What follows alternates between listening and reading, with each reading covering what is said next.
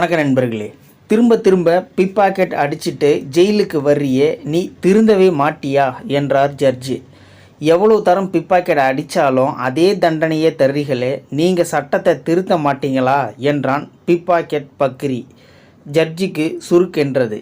பக்ரியை ஜெயிலுக்கு அழைத்து போக சொல்லிவிட்டு ஜெயிலரை தனியாக அழைத்து ஏதோ பேசினார் ஜட்ஜி.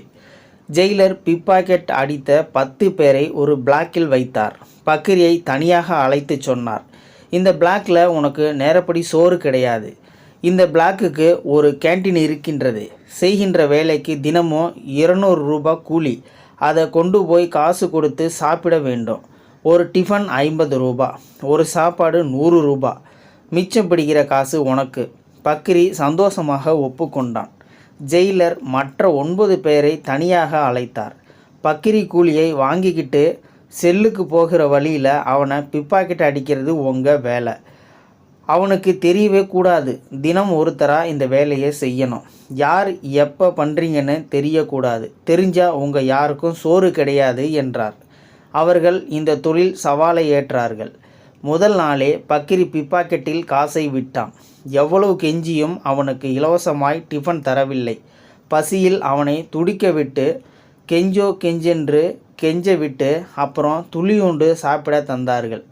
அவன் சாப்பாடு கிடைக்காமல் தவிப்பதை மற்ற 9 பேரும் பார்த்து கொண்டிருந்தாலும் வேறு வழியில்லை. ஆட்டத்துக்கு ஒப்பு கொள்ளாவிட்டால் 9 பேர் பட்டினி. அதைவிட ஒருத்தன் பட்டினி பரவாயில்லையே. எல்லோரும் விடுதலை ஆகும் அன்று ஜட்ஜி வந்தார். சட்டத்தையோ தண்டனையையோ கடுமையாக மாற்றுகின்ற அதிகாரம் எனக்கில்லை. ஆனால் ஜெயில் வழக்கங்களை முன் அனுமதியோடு பரிட்சர்த்தமாக மாற்றும் அதிகாரம் ஜெயிலருக்கு உண்டு. உங்கள் மனப்பாங்கு இப்போது எப்படி இருக்கிறது என்றார். ஒரு நாள் முழுக்க கஷ்டப்பட்டு சம்பாதிச்சதை ஒரு செகண்டில் தட்டிக்கிட்டு போகிறது எவ்வளவோ அக்கிரமம்னு இப்போ புரியுது. இனி பிப்பாக்கெட் அடிக்க எனக்கு மனசு வராது என்றான் பக்ரி. பிப்பாக்கெட் கொடுத்தவன் பசியில் துடிக்கிறத பார்க்க சகிக்கலை. செத்தாலும் இனிமே பிப்பாக்கெட் அடிக்க மாட்டோம் என்றார்கள் மற்ற 9 பேரும். ஜட்ஜி ஒரு திருக்குறள் அபிமானி. வள்ளுவர் சொன்னதைத்தான் அவர் செய்தார்.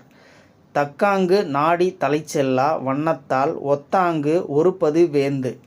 குற்றம் செய்யப்பட்ட சூழ்நிலையை ஆராய்ந்து குற்றவாளி மீண்டும் அத்தகைய குற்றத்தை செய்யாத வண்ணம் தண்டனை வழங்குகிறவன்தான் சிறந்த அரசன் ஆவான். இந்த வீடியோ பார்த்துட்டு இருக்கிற நண்பர்களே, இந்த வீடியோ பற்றி உங்களுடைய கருத்துக்களை கீழே இருக்கிற கமெண்ட் செக்ஷனில் மறக்காமல் சொல்லுங்கள். வீடியோ பிடிச்சிருந்தா ஒரு லைக் பண்ணிக்கோங்க. இந்த வீடியோ முடிஞ்ச அளவுக்கு மற்றவங்களுக்கும் ஷேர் பண்ணுங்கள். அப்படியே நம்ம சேனலை சப்ஸ்கிரைப் பண்ணிக்கோங்க. மறக்காமல் பெல் சிம்பிளையும் கிளிக் பண்ணிக்கோங்க. நன்றி, வணக்கம்.